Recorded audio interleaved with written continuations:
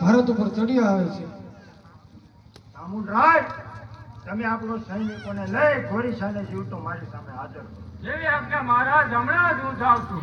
જય ભવાની.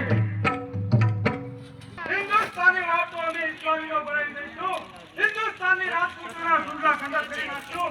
હજારો જીવોની વૈભવની બરબાદી કરી નાખશું. એ પેલા યુદ્ધ છોડીને ચાલ્યા જાઓ, એમાં તમારી સલામતીની વાત છે.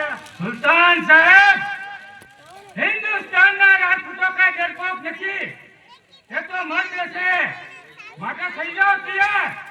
થઈ જાઓ તૈયાર.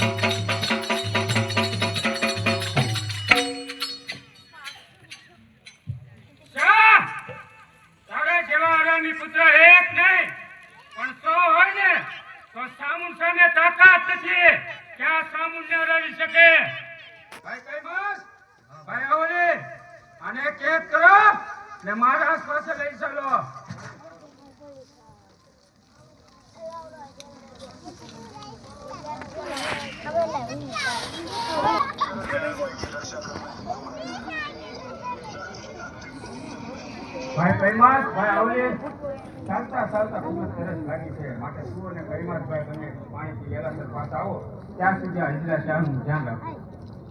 અરે સામુંડરાય, તમે ને કૈમાસભાઈ બંને પાણી પીવો ત્યાં લગન આ હિજરા શાહનું ધ્યાન રાખીને હું અહીંયા ઊભો છું. બહુ સારું. અમે આવી ત્યાં સુધી આ હિજરા શાહનું ધ્યાન રાખજો. બહુ સારું.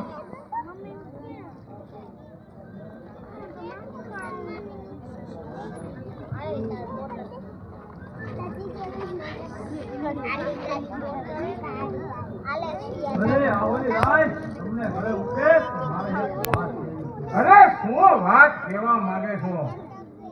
ઓલી રાય, મને જો કોઈની છોડાય ને તો ફરી વાર તો દિલ્હીમાં ચડાઈ કરું ને તો દિલ્હીની અડધી ગાડીનો ભાગ તને આપીશ. શું અડધી કિલ્લીનો ભાગ મને આપી છે? હા હા, અડધો ભાગ. બોલ, છે મંજૂર? હા હા, મારે મંજૂર છે. તો બીજા વાત. બસ ભાઈ તૈયાર સામેથી સામુંડરાય આવતા દેખાય છે. હમણાં જ તારા રિયા કરવાની વાત કરું છું.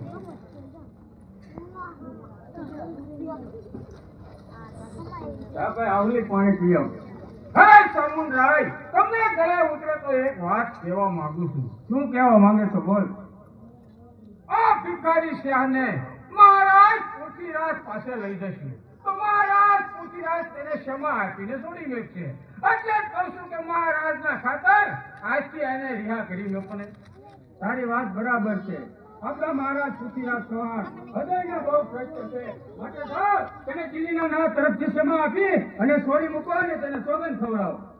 આ તો ખુદાના સોગંદ કે કોઈ દે હિન્દુસ્તાન હમું જોઈશ નહીં. ખુદાના સોગંદ ખાવશું કે ભારત ખંડના કાંગરા કદાપી નહીં જો. કરી દો રિહા.